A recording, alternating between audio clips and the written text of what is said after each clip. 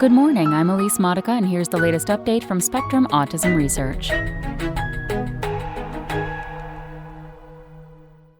Large study strengthens link between autism, preterm birth. By Charles Q. Choi. Premature birth is tied to an increased chance of having autism, according to the largest study yet to examine the connection. And premature birth itself, rather than unrecognized genetic or environmental factors, seems to underlie the association. The findings suggest that infants born prematurely need early evaluation and long-term follow-up to support the timely detection and treatment of autism, experts say. We know that early intervention can make a huge difference in later outcome, and more effective interventions are increasingly available, says April Benesic, professor of developmental cognitive neuroscience at Rutgers University in Newark, New Jersey, who did not participate in this study.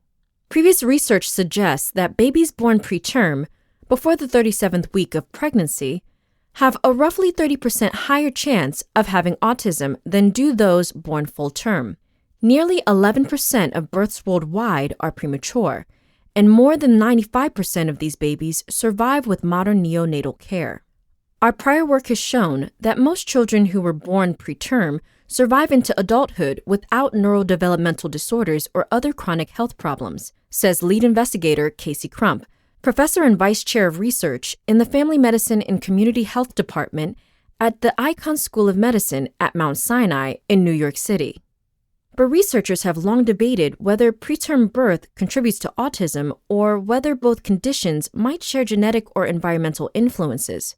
It was also unclear if the link shows a sex bias, or if it extends to early term birth, during weeks 37 and 38 of pregnancy, which is roughly 3 times more common than preterm birth. In the new study, researchers scoured national healthcare and birth registries to analyze data for more than 4 million people born in Sweden between 1973 and 2013. I was bowled over by the cohort size, Benesic says. Both preterm and early-term birth were significantly linked to an increased likelihood of autism in both boys and girls. The earlier a baby was born, the higher her chances of having autism, the team found. About 6% of those born during weeks 22 to 27 of gestation have autism, compared with 2.6% of those born during weeks 28 to 33, 1.9% of those born during weeks 34 to 36, and 1.6% of those born during weeks 37 to 38.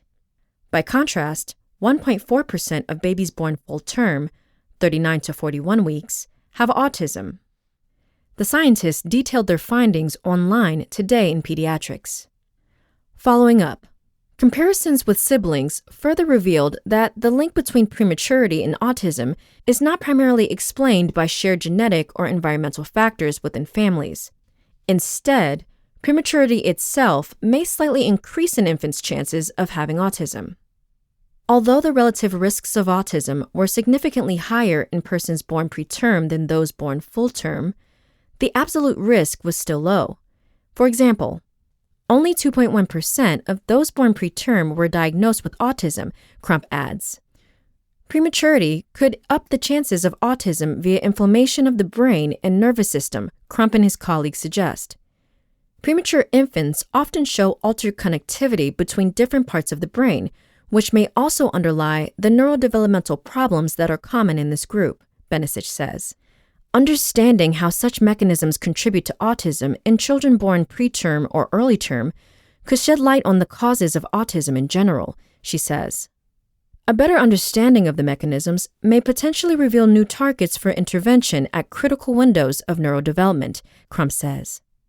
Future research should collect individualized prenatal, perinatal, and postnatal data to analyze what infants experience in neonatal intensive care, which could help identify key influences on autism and improve the quality of medical care, says Liwen Chen, clinical assistant professor of pediatrics at the National Cheng Kung University Hospital in Tainan, Taiwan, who did not take part in this work.